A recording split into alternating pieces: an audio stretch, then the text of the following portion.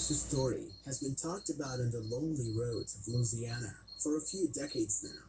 There's been many vehicle accidents that have gone unexplained, with mystical dents, claw marks, and odd footprints next to the almost trampled looking bodies of those who lost their lives. It was only recently where there were enough survivors to put name to the deeds. Long Horse. The fateful afternoon in question, as day bled into night, saw a group of young students encounter Longhorse, barely escaping with their lives. The students had all signed up for a tour of southern colleges, being transported from school to school by a bus. As their bus pulled into a rest stop for refueling and letting the driver get a break, that is when they saw it.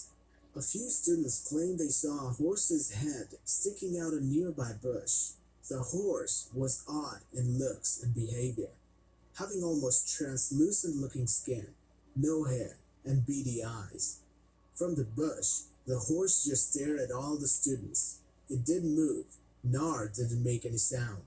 Eventually, one student tossed a few apple slices at the base of the bush in front of the horse's head.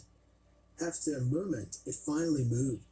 In an odd movement, its head lowered and started chewing the apple. When it was finished, its head retreated into the bushes and was soon gone. The bus then finished refueling, and soon everyone was on the bus and moving on to their next destination. Now, according to the students, the incident didn't start until a little later, when it all started with repeated knocking on the side of the bus. At first, it was a few tapes against the side and scrapes.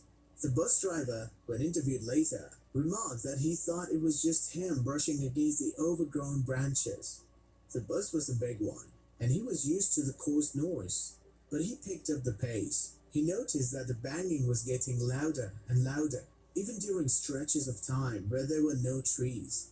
Finally, the knocking was loud enough and forceful enough to actually begin moving the bus in an opposite direction. Once driver looked into his side mirror, he saw a vague shape that trailed off into the distance, slamming itself into the back end of the bus. Afraid to slow down, the driver warned all the anxious students to close the windows and to get into their seats. Again, when the students on the left side of the bus got up to close the windows in the back, that was when they saw it. It was the skull of a horse, and it was weaving in the air after them and slamming itself into the bus. The lower jaw was missing, but the head was still connected somehow to a long serpent-like neck. The student screamed, and that spurred the horse on, slamming itself harder and harder until one of the windows broke. The impact caused the bus to skid and slammed into a nearby tree, knocking everyone to the ground as the driver groaned, having hit his head on the wheels of the bus.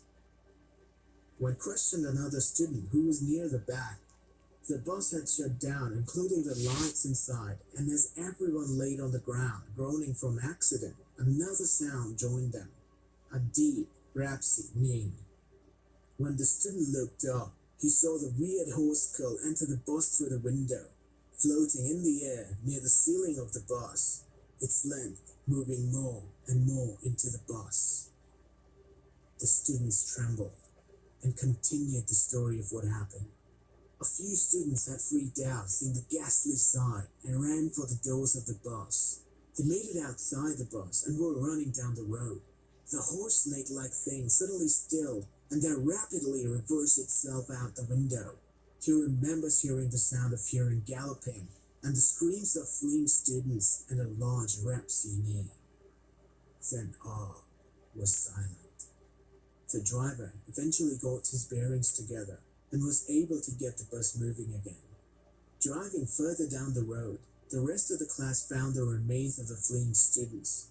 It looked like they had been both trampled and crushed to death, their lower jaws missing.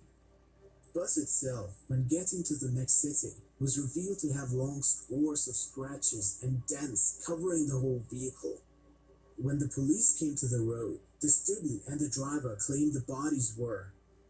They couldn't find any of the victims' bodies or signs of a bus accident anywhere. It was eventually ruled that the students were playing a prank, and they were lectured sternly about making false police reports. The bus driver was fired for playing along and even damaging the bus due to reckless driving. The missing students were labeled runaways and were never heard from again. Cars occasionally still show up with weirdly shaped dents, and bodies are occasionally found trampled to death.